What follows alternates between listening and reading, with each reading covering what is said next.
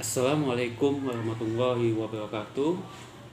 Alhamdulillah kita dapat bertatap muka kembali walaupun masih dalam suasana COVID-19. Pada kesempatan kali ini saya akan membahas kembali materi tentang pendidikan kewarganegaraan atau juga PPKN. Ya, jadi hari ini saya akan membahas latihan yang sudah saya berikan pada minggu yang lalu. Ya, jadi kalian ambil buku latihan kalian, kemudian kalian simak dan kalian cek jawaban kalian. Nomor 1 soalnya, nomor 1, apa yang dimaksud dengan keanekaragaman di Indonesia? Ya, seperti yang saya bahas pada pertemuan sebelumnya, ya, keanekaragaman itu adalah perbedaan. Ya, jadi di Indonesia ini mempunyai banyak keanekaragaman, mempunyai banyak perbedaan.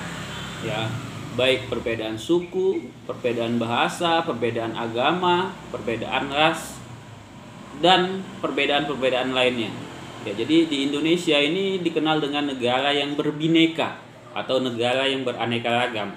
Makanya semboyan negara kita adalah Bhinneka Tunggal Ika. Walaupun berbeda-beda tetapi tetap satu jua. Kemudian kita masuk ke nomor 2. Jelaskan faktor utama Indonesia menjadi negara yang beraneka ragam. Ya, jadi faktor utama Indonesia menjadi negara yang beraneka ragam adalah Indonesia merupakan negara kepulauan. Indonesia negara yang mempunyai banyak pulau. Apa hubungannya? Karena setiap pulau mereka menciptakan kebudayaannya masing-masing. Ya, seperti yang kita ketahui, Indonesia ini terdiri dari belasan ribu pulau. Jadi, pada zaman dahulu, ya, antara satu pulau dengan pulau yang lainnya sulit berinteraksi. Makanya di setiap pulau mempunyai kebudayaan, mempunyai adat istiadat, dan mempunyai bahasa masing-masing dalam berinteraksi di kehidupan sehari-hari. Ya, jadi salah satu faktor utamanya adalah Indonesia merupakan negara kepulauan. Ya, samping yang lain adalah Indonesia merupakan negara bekas jajahan.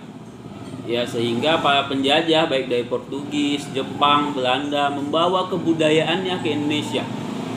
Dan juga Indonesia sebagai jalur perdagangan. Jadi banyak bangsa luar berdagang singgah ke Indonesia, kemudian melakukan percampuran budaya, ya, melakukan akulturasi, sehingga Indonesia mempunyai banyak budaya.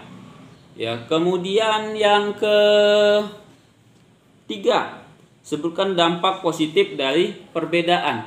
Ya, dampak positifnya banyak. Di antaranya apa? Menciptakan integritas atau bukan integritas, ya, menciptakan integrasi nasional, yaitu keanekaragaman tadi disatukan sehingga persatuan dan kesatuan di Indonesia itu semakin kuat, ya.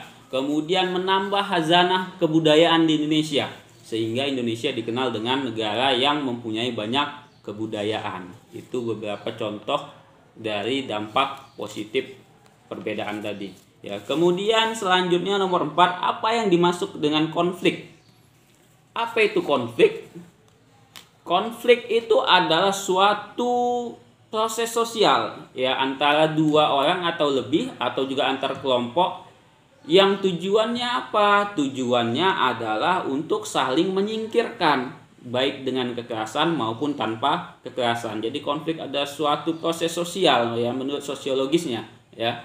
Suatu proses sosial antara satu atau dua orang atau lebih atau antar kelompok juga yang tujuannya saling menyingkirkan. Itulah pengertian dari konflik. Ya, kita masuk yang kelima, yaitu apa yang dimaksud dengan konflik antar ras. Sebutkan contohnya. Apa itu konflik antar ras? Ya, pertentangan atas dasar ras. Ras itu apa? Contohnya perbedaan warna kulit. Ya. Jadi konflik antar ras itu apa? Konflik yang dilatar belakangi oleh perbedaan ras. Ya, contohnya apa? Contohnya seperti yang sering terjadi di Papua. Ya, di Papua seperti kita kenal rasnya itu berkulit hitam atau negro, ya. Berbeda dengan wilayah-wilayah lainnya. Jadi seperti yang terjadi beberapa tahun yang lalu, ya, terjadi unjuk rasa atau juga konflik keributan yang melibatkan antara ras yang ada di Papua dengan pendatang yang terjadi di Papua kemarin, sehingga menimbulkan banyak korban. Ya, itu juga salah satu konflik yang diakibatkan terhadap ras atau warna kulit. Ya, baik anak-anak, ya, sudah kita bahas 5 soal yang saya sampaikan pada minggu yang lalu. Ya, kalian pahami baik-baik, ya, karena kalian sebentar lagi akan mengikuti ujian. Ya, jadi kalian simak betul-betul. Nanti kita akan bertemu di pertemuan selanjutnya.